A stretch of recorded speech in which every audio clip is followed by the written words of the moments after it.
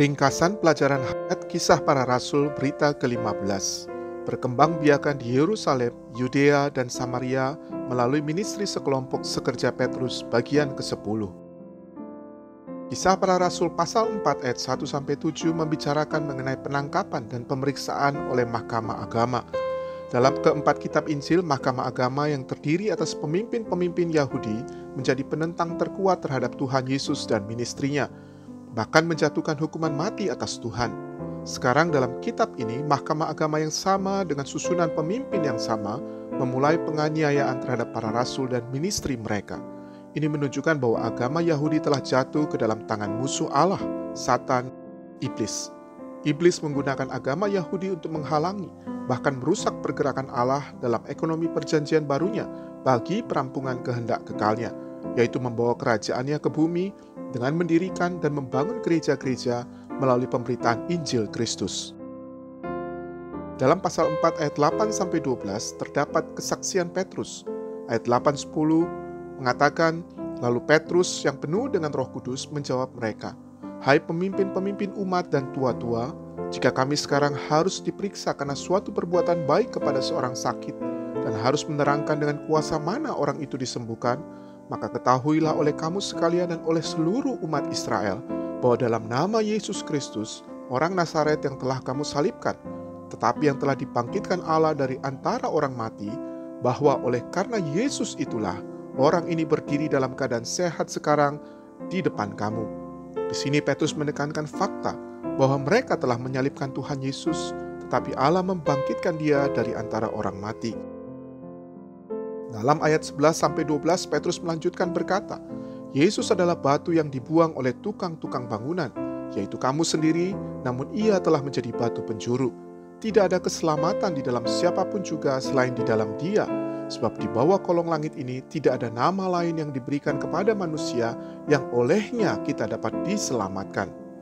Perkataan Petrus menyingkapkan penolakan pemimpin-pemimpin Yahudi terhadap Yesus dan penghormatan Allah terhadapnya bagi pembangunan tempat kediaman Allah di tengah-tengah umatnya di bumi. Petrus mengutip perkataan ini menunjukkan bahwa dia memberitakan Kristus bukan hanya sebagai juru selamat bagi keselamatan orang dosa, tetapi juga sebagai batu bagi pembangunan Allah. Kristus yang sedemikian ini adalah satu-satunya keselamatan bagi orang dosa. Dan di dalam namanya yang unik di bawah kolong langit ini, yaitu nama yang diremehkan dan ditolak pemimpin-pemimpin Yahudi, tetapi dihormati dan ditinggikan Allah. Orang dosa pasti diselamatkan, bukan hanya terlepas dari dosa, tetapi juga diselamatkan untuk berbagian dalam pembangunan Allah. Dalam ayat 23-31 terdapat pujian dan doa gereja. Mereka berdoa supaya berani membicarakan firman Tuhan. Dan ketika mereka sedang berdoa, goyanglah tempat mereka berkumpul itu dan mereka semua dipenuhi oleh Roh Kudus. Lalu mereka memberitakan firman Allah dengan berani. Seperti Petrus dalam ayat 8, mereka dipenuhi dengan Roh Kudus secara luaran dan secara ekonomikal.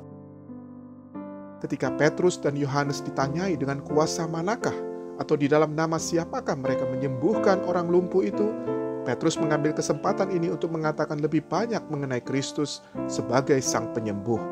Dalam pasal 3, Petrus menyajikan sang penyembuh ini dalam 6 aspek: hamba Allah, yang kudus, yang benar, perintis kehidupan, nabi, dan keturunan yang di dalamnya semua keluarga di bumi akan diberkati. Semua aspek dari sang penyembuh ini adalah untuk kepentingan kita. Tetapi dalam pasal 4, Petrus menyajikan satu aspek dari sang penyembuh yang khusus bagi Allah. Ia menyajikan Kristus sebagai batu bagi pembangunan Allah. Dalam Kisah Para Rasul pasal 4 ayat 11, batu itu adalah juru selamat. Juru selamat kita bukan hanya raja, hamba, manusia, dan Allah. Dia juga adalah batu bagi pembangunan Allah. Alkitab mewahyukan kepada kita bahwa Allah memiliki satu ekonomi. Ekonomi Allah adalah satu rencana, pengaturan, administrasi untuk menggenapkan sesuatu. Apa yang ingin Allah genapkan di dalam ekonominya adalah membangun tempat kediaman kekalnya. Tempat kediaman kekal Allah adalah perbauran antara dirinya sendiri dengan manusia, dengan keinsanian. Baik langit maupun bumi bukanlah tempat kediaman Allah bagi kepuasannya. Tidak ada hal lain lagi selain perbauran antara Allah dengan manusia yang bersyarat untuk menjadi tempat kediaman Allah. Pemikiran tentang memiliki Allah sebagai tempat kediaman kita dapat ditemukan dalam Perjanjian Lama. Misalnya, Ulangan 33 ayat 27 mengatakan, Allah yang abadi adalah tempat kediamanmu. Dalam Mazmur 90 ayat 1 Musa berkata, Tuhan, Engkaulah tempat perteduhan kami turun-temurun. Perjanjian Baru mewahyukan dengan jelas bahwa ada satu bangunan universal, dan bangunan ini adalah tempat kediaman bersama antara Allah dengan umat pilihannya. Sebenarnya tempat kediaman yang ajaib ini adalah Allah sebagai tempat kediaman kita dan kita sebagai tempat kediaman Allah.